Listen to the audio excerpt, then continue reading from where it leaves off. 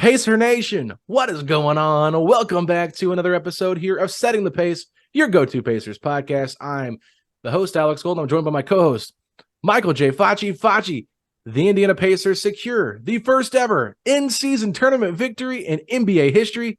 How we feeling? Oh, my God. I mean, right after that one, I'm telling you, I don't care what happened before the in-season tournament. I don't care what happens afterwards. Come see us in the in-season tournament because this is a Pacers team you don't want to be messing with. Alex, tonight had a moment. I mean, we'll get into it, but this game, here's what I'll say. Maybe it's how the game finished. This game felt different. This didn't feel like game 5 of the regular season, and I'll give the NBA credit for that because that's what they wanted to achieve, and to me, they achieved it. The blue court with the yellow streak down the middle with the Indy font over the in-season tournament trophy at center court. It was definitely a unique look. I will not lie. It made it feel different. Everybody was excited to see what this court looked like in person.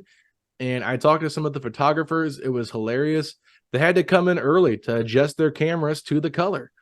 Rick Carlisle talked about how this team had to walk through and just kind of get adjusted to it. It's a different look. It definitely felt like, man, this would be kind of hard to play on. But I tell you what, there were some moments there where guys were slipping all over the place. A little slippery. Yeah. And we had to ask them about that in the post-game press conference. And they were asking if there was any other slippage around the league. And at that point, all the games started after us. So we really hadn't seen much on social media, but it looked like there was some in that Thunder Golden State game. So, I don't know if it was the paint. I don't know what it was exactly, but it was a little bit slippery. You just don't want to have anybody hurt by having the floor being a little bit different. But you're right. It did feel bigger. And I won't lie. Those black City Edition uniforms looked absolutely phenomenal on the Pacers, especially on the black court. I thought it looked really nice. I thought it did. I thought that the finished product between the jerseys and the court definitely looked better than the pictures that had come out. Now you could make an argument that it looked like the Pacers were almost playing above a body of water at times. It was definitely something different, but it was also something that got a lot of people talking. A lot of people were like showing the picture of the Pacers court. So I think that they created enough buzz around it, but I don't know, Alex, maybe I've just been starved of a playoff game for the Pacers. But this, to me, when you're trying to simulate what a playoff atmosphere could feel like, to me, this felt like the closest thing to it in the last few years. I mean, for us specifically, yes. Yeah. But, it was a great game. I think the Cavaliers, after losing to us in Cleveland last Saturday, they were ready to come out and get a revenge victory. When we played Cleveland in Cleveland, they had no Jared Allen, they had no Darius Garland, they had no Donovan Mitchell. Well, all three of them were back. The Cavs were fully loaded, and the Pacers had just got their butts kicked by 51 points against the Celtics. So, you had a clash of the Titans here. You had a team that was ready to get some payback on the Pacers, and you had a team that was mad about the way they performed in Boston. So, two teams are ready to make a statement here and make history.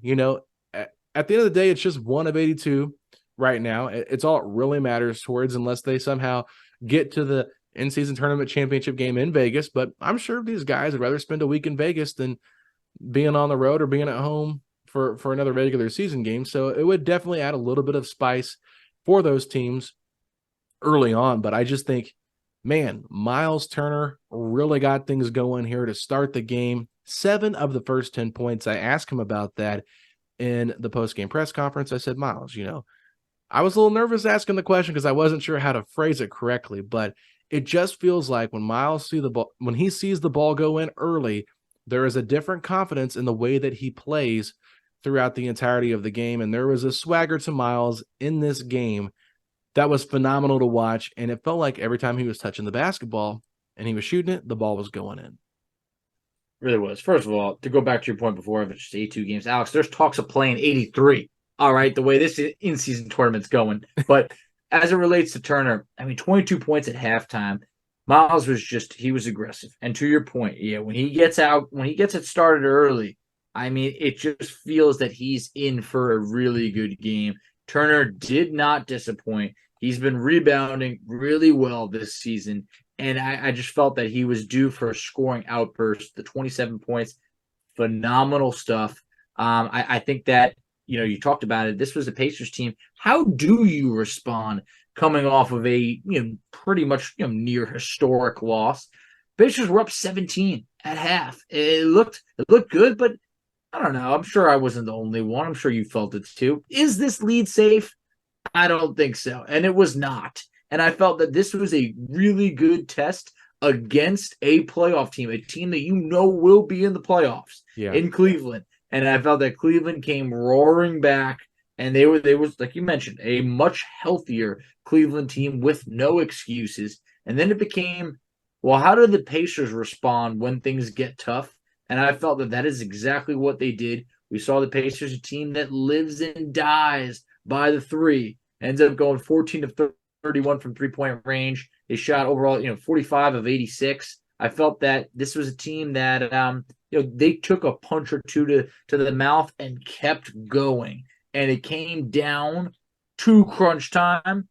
I don't know if you're ready for that. I've been trying to hold back. But Alex, I mean, what was it like for you? You're in the building for the way things played out. Just tell me about it. Well, first of all, I want to just say the fans were absolutely incredible for this game.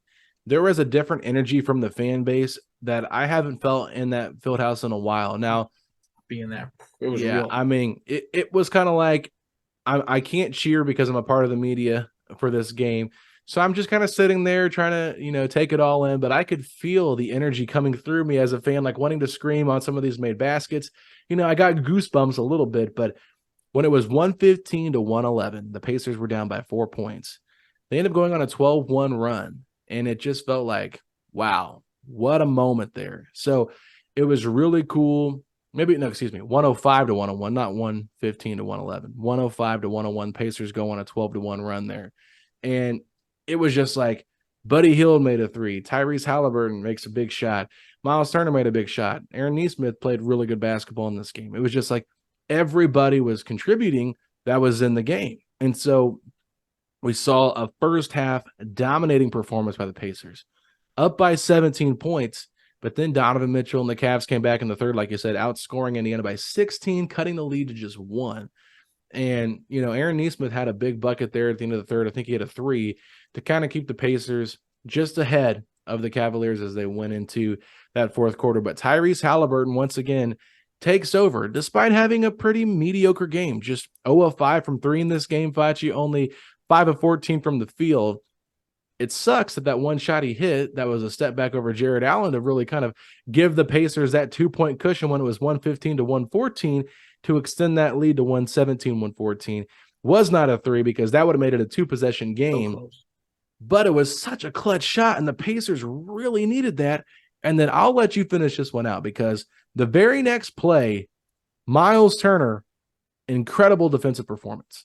Oh, my God. I mean, Evan Mobley going down. He's going for a dunk, cocks back, and Turner meets him at the rim and blocks it. To me, it felt reminiscent of Roy Hibbert blocking Carmelo Anthony. Okay.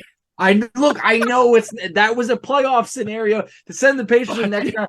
I get it. These blue courts are getting to you. But just think about it. If it felt like a playoff game to me, it did. And in that atmosphere, that block was just phenomenal. Turner, you could just tell it was like, that is what I do. And Turner actually had 2 blocks in like a 30-second span when it mattered most. And those blocks to go with the 27 points that Turner delivered was just awesome to see. That's when you say, whenever Myles is saying something like, I think I'm the best shot blocker on the world, it's times like those that you have to step up in, and he did. To see Haliburton do it on one side of the ball, Turner do it on the other, in back-to-back possessions to close out this game. I mean, it was nothing short of electric. I tell you what, that play was very interesting because Evan Mobley had the ball, and he was looking to run a dribble handoff with Darius Garland, but as that play, Nembhard was guarding Garland so tight that when he kind of ran into Mobley, Turner was like, "Oh shoot, I got to switch this because Garland's going to be open." Nembhard got hung up on that Mobley screen. Well, Mobley then realized, "Oh, there's an opening to the basket now because Nembhard's kind of, not with him on the play, and Turner has already switched over to Garland, so now there's this opening." But it was like literally nanoseconds. Turner realizes, "Crap, I've got to leave Garland to protect the rim," and he goes all out. That block was phenomenal. I mean, it was just a great reaction from Myles. It was a great, just a high IQ play, something that a lot of guys wouldn't be able to make. But Myles has done such a good job of protecting the rim for years. He knows when he has to leave somebody and go protect the rim, and that's just what he does best. So that was a great play. They're able to kind of maintain. Finally, Donovan Mitchell missed a shot. It was great to see him finally miss one because at that point in the game, felt like he was hitting everything. And the Pacers finally got their breaks that they needed. But I tell you, the fans love Buddy Hield, man. Buddy Hield was just on fire in this game. 4-7 from 3, had some clutch moments in the fourth quarter, really worked defensively. I thought he played pretty well defensively. Yeah. And when he ended up slipping on the court over, across from the Pacers bench, it wasn't like he'd even done anything that play, just accidentally slipped. All of a sudden you hear the fans in the arena going, "Buddy, Buddy, Buddy." And I'm like, this is great. I mean, you put a guy on the court that can shoot the basketball as good as Buddy Hield does. Pacer fans are going to love him. If he can't play any defense, it doesn't matter because Buddy Hield is just a lights out shooter and one of the best shooters in the entire game today. So I thought that was really special and really cool to see the fans give him that love. But your thoughts on Bruce Brown and Buddy Hield, 30 minutes for Buddy, 37 for Bruce Brown. Were you surprised at all by how many minutes he played? No, I feel like, in regards to Buddy playing 30 minutes, I feel like Rick will roll with, who's hot at that moment at times. Yeah. I feel like Buddy was hitting big shots. Buddy finishes a plus 16. Yeah, the best awesome. Any Indiana Pacer. I just felt like, to touch on Buddy, is like the way he was shooting, I just looked at myself and I was like, man, I know he's going to be a free agent after this year, but like he fits this team so well in what they need and the style that they like to play that it's just like, man, he's a really good fit. What ends up happening after the year, I don't know. But for right now, it's like, don't just be in a rush to make a move. It's like, Buddy is a vital part of this team. And then for Bruce Brown, like you mentioned, it feels like an every other game type of thing. I mean, when Bruce Brown has it going, the Pacers are a much more dangerous team. Yeah. When he doesn't, things are tough. I mean, 24 points against Washington, great. Against Cleveland, just 6 points. All right. And then 15 against Chicago, 3 against Boston, and then 19 against the Cavs. It's like he's alternating pretty drastically offensive performances on a game-to-game basis. But if he can meet somewhere in the middle, the Pacers are going to have a lot of potential scorers to worry about. And we didn't need to bring Bruce Brown in to be a scorer, but it makes the Pacers that much more of a dangerous team when he is having games like dropping 19 points on 3 of 6 shooting from 3. So he was a +9 in the game and had 7 rebounds himself. So I think that both players were awesome in this game. And in a night where you needed someone to really step up outside of a Tyrese Haliburton, who, like we said, still gave you 18. There was plenty of guys that did step up in this performance. Overall, the Pacers had 6 players scoring double figures. Yeah, that's a great point. And I thought Bruce Brown really had a good game, and I think you needed him out there defensively to kind of contain Donovan Mitchell. Obviously, Donovan Mitchell's an All-NBA player, so Bruce Brown can only do so much. And I saw some where he was trying to fight through screens, and the help wasn't there, so Donovan Mitchell was just able to get a clean look. Maybe the big didn't step up, or they didn't switch and communicate. So just little things like that, but that's going to happen over the period of a game. Like, you're just going to have miscommunications and trying to interact with one another. It's just tough, especially when you got a good scorer like that. But I just felt like Cleveland, they just had so many good scorers in this game. Karis LeVert had some really nice moments, I thought. I was really impressed with Donovan Mitchell, obviously. Darius Garland, someone you always have to respect, even though it was his first game back from an injury. And then Jared Allen, he got going early in the first quarter. He did get 3 fouls by the first quarter. I thought that he was a little bit rusty defensively, but offensively, he was able to kind of give them a different element than they had the previous game when Indiana played them without him. So, just a different look for the Pacers going up against this Cavs team. But we've been talking about him all season long and the impact that he's had as a backup center. Jalen Smith really came in, provided once again a nice spark off the bench. And the most incredible play that he had was a chase down block on Isaac Okoro that got fans out of their seat. What were your thoughts on Jalen Smith's big block and just overall performance? Man, the block was awesome. I mean, that really did get me hyped. But overall, Jalen has just been consistent, and when not just like consistent. All right, he's been consistently good. I think he's rebounding well. He's blocking shots. You know, when he's got a couple blocks here and there. But the 3-point ball, it's real. It's real. Mm. Like we even said coming in this year, you and I tried to be, I don't know, like reasonable, I guess. Like, could Jalen Smith shoot 33, 34% from three? It's like he has been effective from three. I think the only game that he was kind of really off of was against Chicago. He was 0 of 2. Other than that, he's been real good. And I think that obviously, he missed the game against Boston. And look, we're not going to say that he was a big difference in what the loss would have been, but at the same point, the Pacers are flat out a better team when Jalen Smith is out there for the Pacers. Alex, I actually had a weird thought to myself. What if once again Jalen Smith plays himself potentially out of the Pacers, not out of the price range, but he's got that player option. It's really for not that much money. What if Jalen Smith ends up playing so well that he could opt out? I mean, this is a conversation you have in early November. There's a long season to go. I just don't think that's a question that anyone thought would have even been asked maybe a month ago. Of maybe Jalen plays too good to the point where he opts out and cashes in again. It's a good problem for the Pacers to have. That's what I would say. Yeah, I think you're right. It's a good problem. I wouldn't worry too much about that right now. I think Jalen Smith likes where he's at with Indiana, and I don't really know if there's another place where he could be the backup center right away. So he's earned his minutes here at the Pacers. I don't think he wants to get too greedy with things. I can see him opting into a player option just because he likes his fit here. He likes his role here. It's decent money. And then maybe after next year, financially get rewarded. But I mean, if he plays like this all season long, the Pacers probably would be dumb not to say, hey, we'll work on a new contract with you because they really like the way he's playing. But then again, they got to figure out what they're doing with Isaiah Jackson too, because right now he's not in the rotation. They got him on another year after this season on his rookie deal.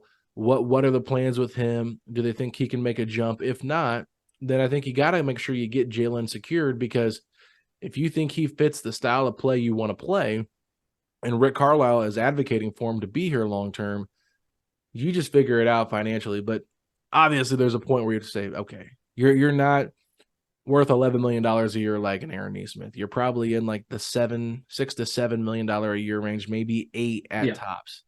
Maybe a Jock Landale kind of contract where it's like, $8 million for 4 years for $32 million, something like that could make some sense for a backup center. No, it could. And I think the big thing is just Jalen being able to, cash in and get some more security off of having a good year, because this is a really good bounce back year so far.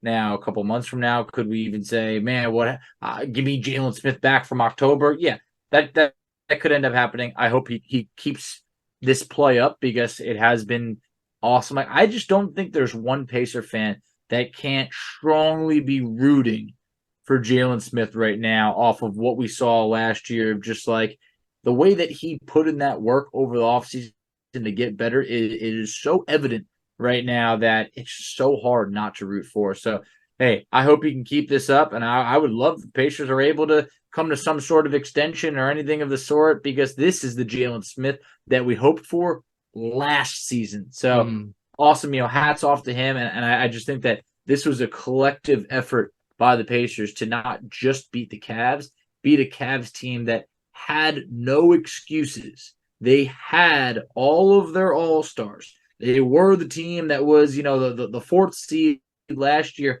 in the Eastern Conference, a team that will be there in the playoffs. I thought this was a great test for the Pacers, and this was another game where the Pacers showed up on the glass. They out-rebounded Cleveland. They basically had, it was just under 30 assists at 28, so that was great. The one thing that I thought was interesting was, Alex, they won a game where they had 18 turnovers, which was actually the most that they've had on the season. So that's something we were able to look past on this game. but it's not going to be something that you want to try and duplicate again because 18 turnovers in the NBA usually a recipe for a loss.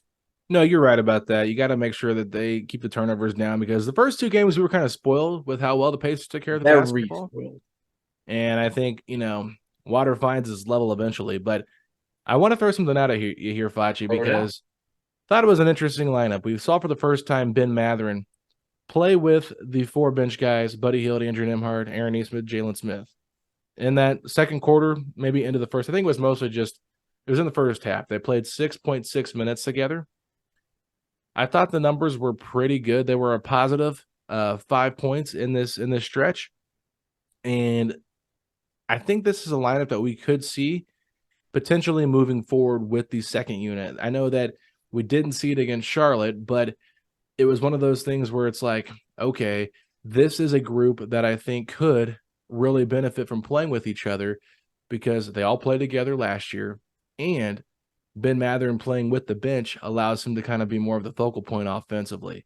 So I really like the numbers there in a small sample size. Would like to see Rick maybe do that a little bit more because one of the things that I was a little bit concerned about was the numbers for Mathurin in this game. Just 2 of 7, didn't really get into an offensive rhythm, watched this game from the sideline during the clutch moments, and he had 5 assists, but you got to go look at some of the plays that he made where he had a clear drive to the basket. And instead of just taking the drive, he ends up looking for Turner, who was behind the play. Like, instead of just making the right play that he normally would have played to score the basketball, he's constantly looking for his teammates, which never a bad thing to be unselfish, but they're taking away, not there, but there's times where he's overthinking the game and not just taking the easy basket like he normally would. So I think that this allows him to play a little more freer in a different role, be more of the focal point, where Tyrese can kind of be more of the focal point with the starting lineup, and maybe Myles gets more involved there too, and even Obi, and you let, Ben kind of just serve as a guy that's part of that rotation, but mostly gets going with the second unit as Nembhard and Buddy and Aaron can kind of let him do most of the creating, and they can benefit from that. I like it. I really do because I think that we need to be able to let Mathurin spread his wings a bit. And if he is overthinking things and getting in his head, he's not going to be, utilizing his skill set to the max. And that is scoring. It's being aggressive. And when he's not aggressive, obviously, he's not getting to the free throw line. That's what the Pacers need. But in this game, I felt like, you see 5 points, a -4. On the court, worst of any of the starters, you're like, man, I don't know. We got to figure out something because he's too good to go 2 of 7 from the field. So I would like to see his minutes staggered a little bit more with some of the other reserves so he could be able to get some extra shots up because, 7 shots, that was the third fewest of any player in the game. Obi Toppin had 6 and Andrew Nembhard had 5. I don't think that Obi and Nembhard are guys that you're expecting to really take, 10 plus shots or anything. But I feel like Mathurin is a guy that you should be able to pencil in for, I would say, 10 shots. And in this scenario, he only got 7. Yeah. And it's been that way a few different times this season already. And I know Tyrese said in the preseason that he's got to find ways to get Ben the ball more. So if this continues to be a trend, I'm going to ask Tyrese and Rick about it unless somebody else does before me, which I'm sure they will, just because it's a very important question. I think Ben Mathurin's development and growth for this team is huge in terms of them taking that next step, and we both talked about that on here at nauseum, so I don't want to overkill that, but you feel bad for the guy a little bit just because you want him to be the player that he was last year, and, it's tough. I think that this was a game where you feel like, man, it was a fun game, but I wish I would have paid more attention to the bench to see how Mathurin was responding, not being a part of this. Obi Toppin was loving it. He was getting into it, and you love to see that from Obi. Obviously, TJ McConnell, true pro, he was getting into it as well. I'm not going to say Mathurin wasn't getting into it. I just didn't notice it. So I would love to see how he's kind of processing all of this just because it's such a unique situation for him. He's not used to not being one of the better players, and he's not used to being out there, not being out there during closing time because even last year, there was a lot of games where he did close. So we'll see how this all unfolds, but I just thought that was a tough moment for him. But overall, You care more about the win than who's getting the minutes. And the Pacers got a much needed win. And I think so far throughout the season, you can say Buddy Hield has been a better fit with that with that five that's been closing than Ben Mathurin has been. No, that is a great point. Has, and I know that yes, Ben has the brighter future in Indiana, far more younger. He's under contract for a few more years. But Rick's not going to be someone who's just going to say, "Hey, well, we got to run with the young guys." He's going to run with who has that hot hand. And Buddy, I think, has been a seamless fit for the rest of the group, especially that 3-point shooting. It comes in, really big help. And honestly, between Mathurin and Buddy Hield, I don't think there's really that much of a difference defensively. At this point, I think Mathurin will grow into a better defender as time goes on. But from a 3-point shooting perspective, there is a big difference. And Buddy Hield is someone that you can count on from three. So I think Mathurin will continue to grow. Long season of play, but there has been some things that have been bright, specifically his playmaking abilities. But we don't want him to feel that he's playing like a game of chess each time he's playing a game of basketball. We want to do what's natural for him. So long time to go, and I do think there will be plenty of performances where we're saying, "Wow, Mathurin was special tonight," and I look forward to covering those performances. For sure. I will say this. I want to give a shout out to our faithful listener, Rooster. He said he lost his voice after this game. He was so excited when cheering. So I love it. I love the energy we saw from our fan base in this game. I will say it was just incredible. The players talked about it. I know Myles talked about it post game, just said it was crazy. Indiana just brought it. And that's what's awesome about the field house is like when you give them good basketball to cheer for, they're going to be there and they're going to give it all they got. And that's why I cannot wait to see this team hopefully make the playoffs this year. I know the defense has a long way to go, but we can't emphasize it enough. It's still so early in the season. Let's not get ahead of ourselves. So this was a fantastic win. First in-season tournament victory. Great victory for the Pacers just to kind of get back over 500, be 3-2, feel good about the direction they're heading in. Tyrese, hopefully he can get his shot falling once again. But, it was one of those games where you feel really good about what the Pacers were able to do. They're able to close out a close game and take care of business. And there's going to be games when they aren't able to close games out, but there's going to be games when they do. And that's what's fun about a regular season. It's the up and down roller coaster ride of the good and the bad, but don't overreact to one side too much either because, water finds its level. Everything balances out. This is a good basketball team. Are they great? Probably not yet, but they're heading in the right direction, and that's something to be excited about. Heading in the right direction. Great way to sum it up. There's going to be a couple of bumps and bruises along the ways. We got to be prepared for that. After each loss, it can't be, so-and-so's got to go or we got to trade this guy. It's like, look, we're at a spot right now that is on course. We got to play this out a bit. No one expected. The Pacers did not come into this season expecting to win 50 games. Yeah. It's like, like we said, Vegas had them at 38.5. The Pacers right now are trending like a 500 basketball team, which could be a pretty solid step forward from last year. Let it unfold. Let these guys get some chemistry together before we make any crazy assumptions. But I can tell you one thing, the sky ain't falling down. I'll take this type of basketball that we're playing right now because I know we can improve defensively. But offensively, we're a special team that when we have it going on, it's very hard for teams to keep up with the Pacers. And I do think they were one of the better 3-point shooting teams in the league. Just I don't want to be too reliant on it, but that just may be the style of play for the Indiana Pacers this year. But on a night like tonight, when we saw that Haliburton shot followed by that Myles block, man, it just made me think, man, I love this team and what they're building together because the bulk of this team is still so young that it can be sustainable. This is not a 1 to 2 year window. This has the potential for different steps each year, and this feels like a big year and a big step forward. Yeah, and one thing you got to look at too, we have improved since last year, and I think TJ McConnell talked about it at Media Day. There's a target on our back because we aren't this up-and-coming team that no one's taking seriously. Like, people are like, okay, the Pacers are on people's radar now. They like to play this style. They've got this all-star, they've got these young players, they've got these new additions. They're going to be pretty good. But go back to last year, even though I know there were some injuries and the lineup's not the same, we were 1-4 after 5 games, 3-2 after 5 games with the victory over the Cavaliers. So, that is improvement from last year. Whatever way you look at it, that is improvement. The roster's gotten better talent-wise. Expectations have gotten higher, which means that we are headed in a right direction. Good things are going to happen. And we saw the Pacers' best basketball came last year in December. It's the beginning of November.